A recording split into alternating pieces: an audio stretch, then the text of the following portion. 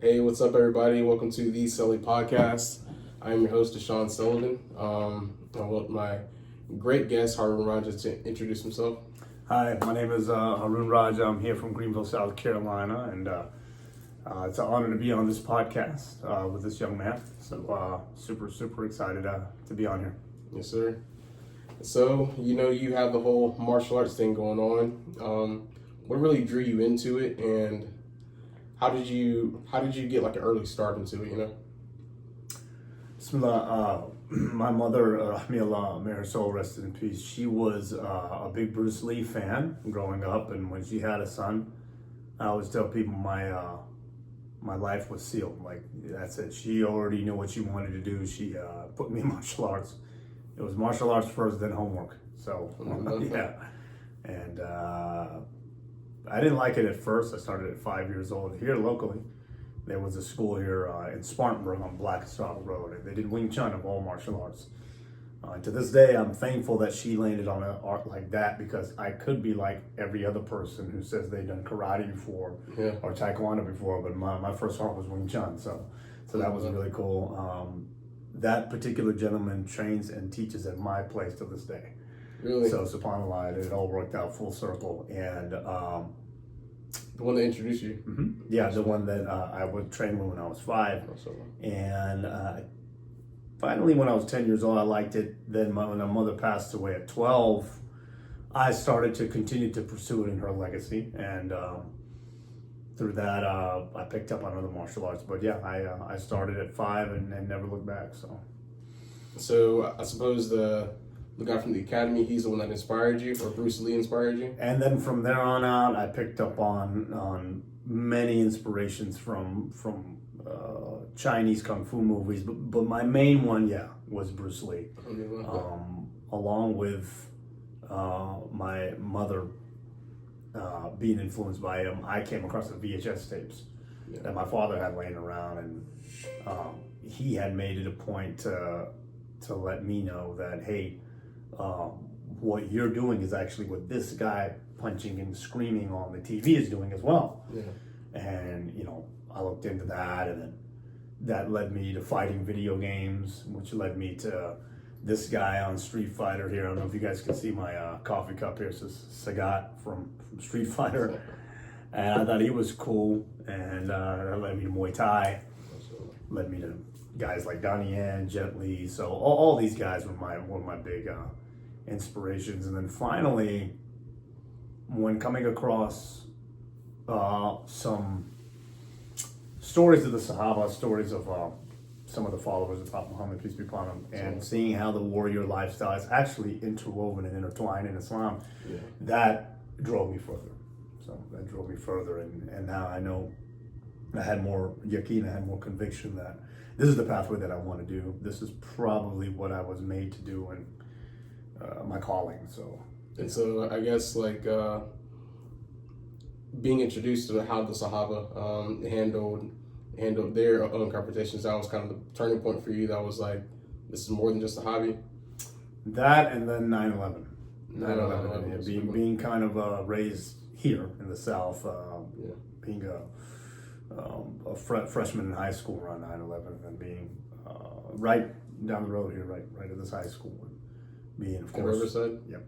Being brown and whatnot was a big motivator to be able to make sure I could defend myself, especially when others, out of their ignorance, wanted to attack us.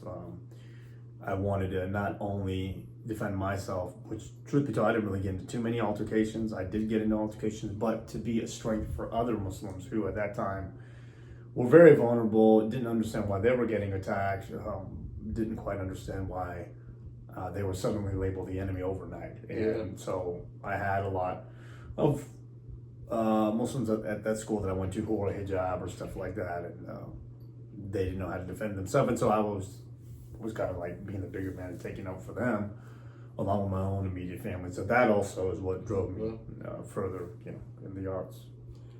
Do you think that your Pakistani roots and your cultural roots like kind of influence you in any way? Like what's your martial arts, kind of like what you're interested in? I have not gone back and looked at my ancestry and heritage until 5 years ago. And what prompted that was I came across the social media MMA scene in Pakistan, and I was surprised because, and this still happens to this day with the older generation, but it's just martial arts is just not a. Although we are an Asian country, it's not a thing that's attributed to the culture. Say, for example, like being like for example having like a Chinese Muslim or a Korean Muslim or a Japanese Muslim. Yeah. Part of their culture is integrated. Martial arts is integrated in their culture as well. Yeah. For Pakistan, not so much. And if it is, it gets overshadowed by other aspects of the culture, such as food, culture, clothing, stuff like that. Now there is a wrestling, and there are cities that are known for a particular Pakistani style of wrestling that's very similar to Indian wrestling, called like kushti. Kushti, yeah, You're right, in which they wrestle. But again, you would have never known if I didn't tell you, right? Yeah. And most of you guys from the subcontinent, they don't know it. And for sure, a lot of people who are more of our boomer or older generation people wouldn't know it because they came to this country for the dollar sign. So a lot of their culture was left on the back burner. And if any of it came here, it would only be part of the culture that complements the culture they're already assimilating to here in America. Yeah. So you wouldn't see anything about martial arts or anything like that. They really impressed me when I came across these guys on social media. One of them, shout out to Alumi, seeing him and doing his thing in the MMA world scene, trying to make it a household name, like, MMA. Then Lavelle, shout out to Lavelle Marshall. He's a African-American German mixed guy that went to Mongolia and learned the Mongolian way of wrestling, and has been I think one of the only foreigners there. Wow. That's doing that. And that kind of prompted me to kind of look back at my history and see if there was a connection there, and found out there was. And I have more of an attribute and more of a liking to their culture as well too, which some of it is integrated in our ancestry to the Mongols, and Khan being a common last name you find amongst brown folk from Pakistan. So, but yeah, a lot of that, not till recently that I started to look up to that. But before that, no, there wasn't anything that I attributed my culture, where my father was from. Really, I was born here. Yeah. To martial arts, and I didn't see any. Like how Americans have American football. Right. That's that is the culture here. Yeah. And now, even if you go even further, you go visit other martial arts schools outside of the United States. The United States is known for having a great, strong MMA program, being the birthplace of UFC. Good wrestling and good boxing. We have always been known for those. Good wrestling, good boxing. And being able to piece it all together. So absolutely. Do you see any of your heritage, like your Pakistani heritage, that comes out when you coach, like anything that you attribute to, I guess, like what you've studied, to how your coaching style is? That makes sense? More of my codes, ethics, morals, values from Islam. Yes. More than Pakistani. Okay. Yeah. That was another question I had for you. Yeah, more than that. And because if I were to label myself Pakistani, I don't think I would be doing it justice, being that A, I was born here, and B, I just happened to be born to two Pakistani parents, and C, I can get by a little bit with the language. I love the food, I love the culture, but that's about it. The clothing, and that's about it. I don't really, I'm not big on the music, I'm not big on the Bollywood scene, I'm not, everything else that I get is from Islam. Alhamdulillah. Yeah, that's big, because like a lot of people, I guess they don't, or like people that aren't Muslim, they kind of see Islam and they see more of the cultures, that people have versus actual Islam itself, and that is kind of There's a big difference. It's a big difference. It's a big difference, yeah, absolutely. And so with, I guess, kind of rolling into my next question, which sort of answered it. So how do you think that Islam, being Islam and being known for its discipline, being known for its, humility and things like that, how do you think that kind of inspires you to become a better martial artist, or, to be a consistent one? The morals, ethics, values in Islam you can find in Bushido, you can find in ancient Chinese texts, you can find in a lot of Southeast Asian cultures already. They just may not know that it aligns with Islam, or they may just, at the end of the day, still be a religion that is maybe not monotheistic or polytheistic. But a lot of the morals, for example, that like the samurai code, Bushido, goes very well hand in hand with the discipline already demanded in Islam. It goes very well hand in hand. That's why, for me, I always felt that the religion complemented the lifestyle so well, interwoven. I mean, just the discipline, you know. I mean, Yip Man, who was Bruce Lee's Sifu, the one that they made so many films about because of Donnie Yen. Yeah. He had these 10 tenets that he would have in his school. And in these tenets, some of them, you would think that you're reading some of the hadith of the Prophet, peace be upon him, would tell us to stay away from. For example, stay away from the pursuit of bodily pleasures, as it'll disrupt your main goal. Have unity with one another. Help your neighbor. Use the martial arts for good. Don't abuse it. Cultivate the proper spirit. You know, a lot of it, when I read that, you know, I'm like, oh wow, this is exactly what Islam is. Yeah. So they go hand in hand. And so, running a martial arts gym, you know, you meet children from all different walks of life. Yes. You know, they're all different. So, do you have a story specifically that that sticks with you, you know, in your career that reminds you of like perseverance? Yeah, just of a student or a client in general. Yes. That I've taught in my years. Yeah. So we've been open, alhamdulillah, 17 years. And so there's a lot. There's a lot of stories. There's a lot of people that really just. It's amazing that martial arts could leave such a profound impact on them.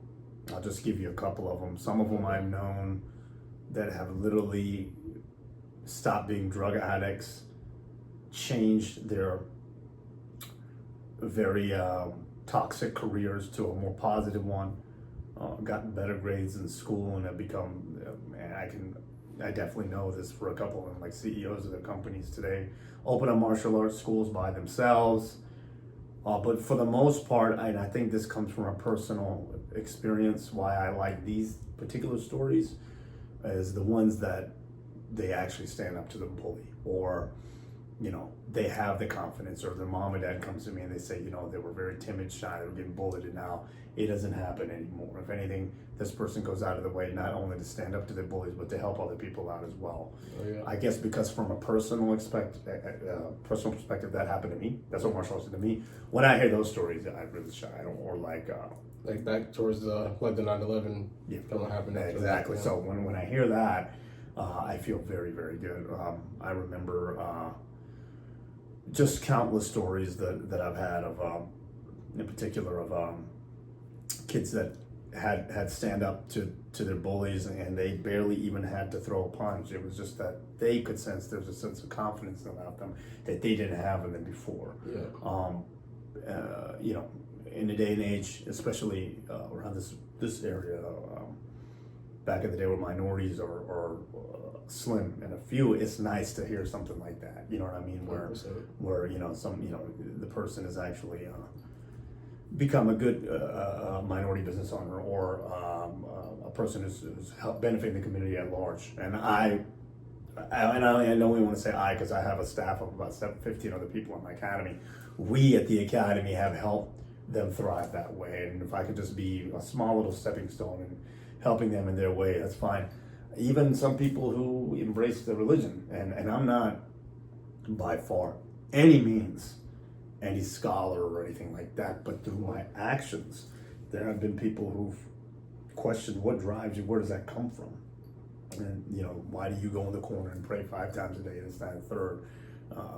Why do you not drink? Why are you, where does this focus and discipline come from? And then through that, those are usually big ones. They became Muslim. You know, like, I feel like that's kind of the culture of America today. You know, if you are truly Muslim, not just Muslim by like namesake, you know, then you know, people will definitely gravitate at least towards that. Even if they don't believe in it, they'll always respect you, you know.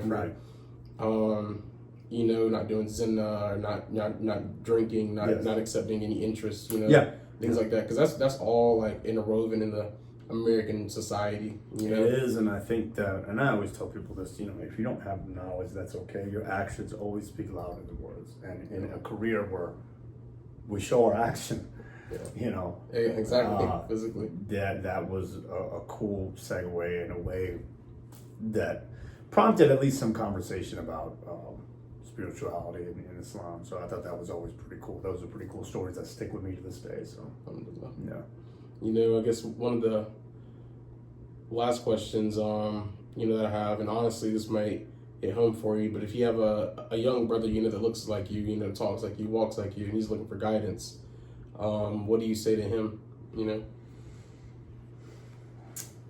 Maybe he's 16, 17, kind of just wandering out through life, doesn't really know what to come, like what comes next, because everything beforehand was. Yeah, that's a pretty heavy question, because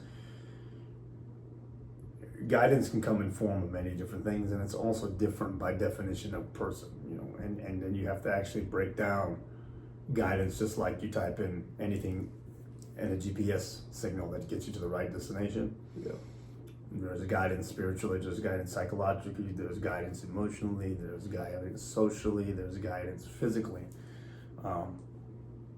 And all of them really, I mean, if I could just go back and maybe talk to myself, would be patience. Sabr. I mean, that it really is in a society, in a day and age where we want everything very quick, like quick, self-satisfying, self-gratification, right? Yeah. Patience, man, really goes a long way. And I know it's not hot, it's not fun, it requires discipline, there's no motivation behind it, it's slow, it's not trendy. Not trendy. Yeah. It pays off in the end, and it is interwoven in our religion. And I tell you what, it really is a virtue.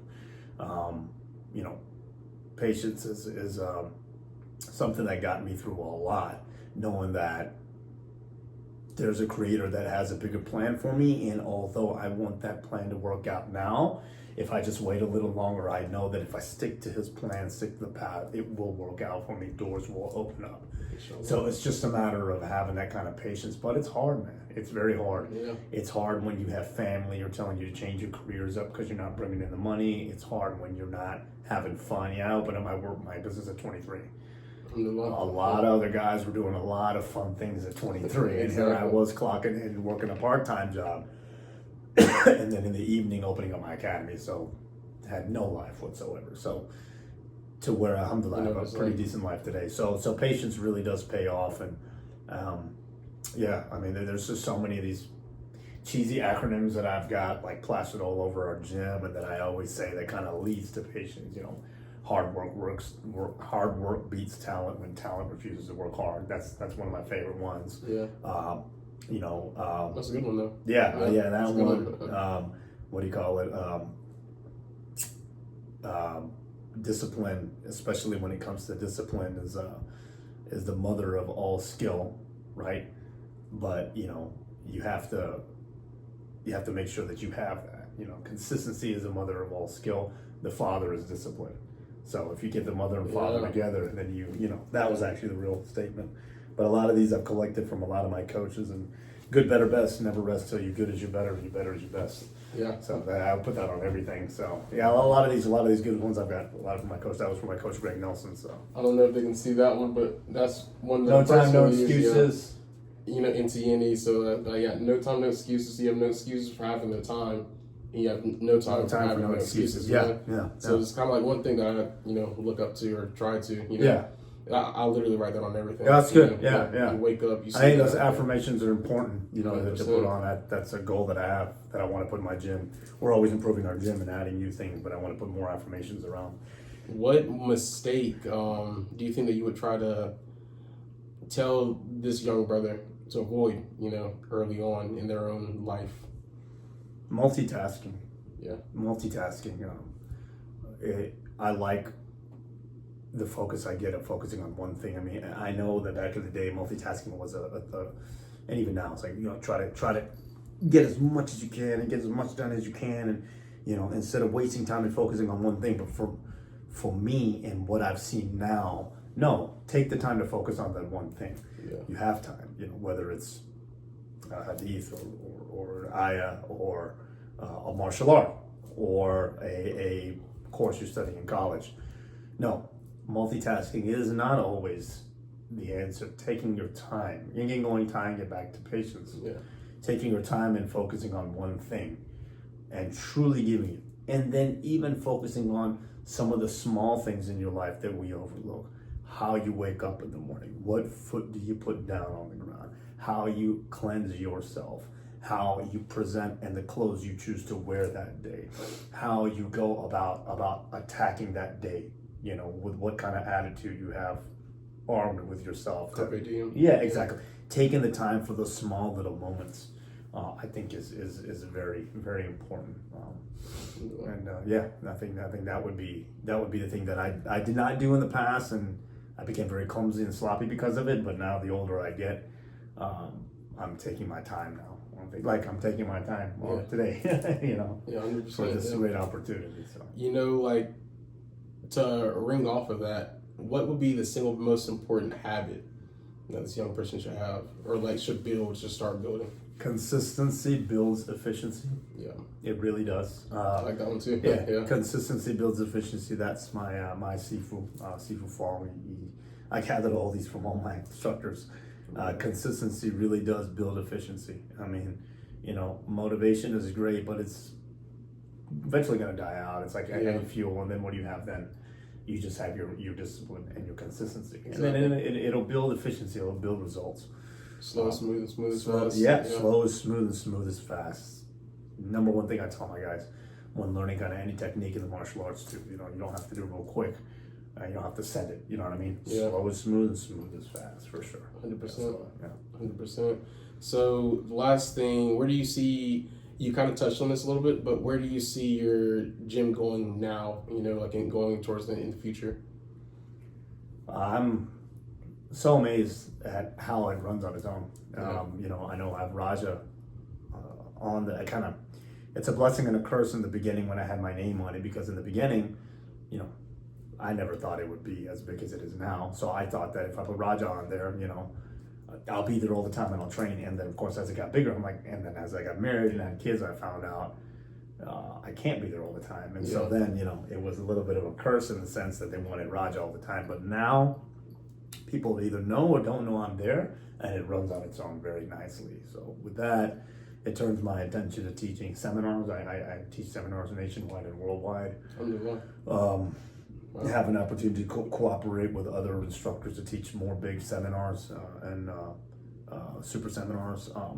And then I've got a couple of affiliates who run our programs in their schools. Nice. And so that was pretty cool too. So yeah, just kind of focusing on that, and really now just focusing on business consulting for people who are trying to make martial arts gyms so they don't make the mistakes that I did. So kind of like just helping them from the ground up, location, retention, revenue, finances, teaching, curriculum, things like that. So I had a couple people who approached me that way, and that's been pretty cool to see that some of the things that I've learned that they implement has been successful for their schools as well.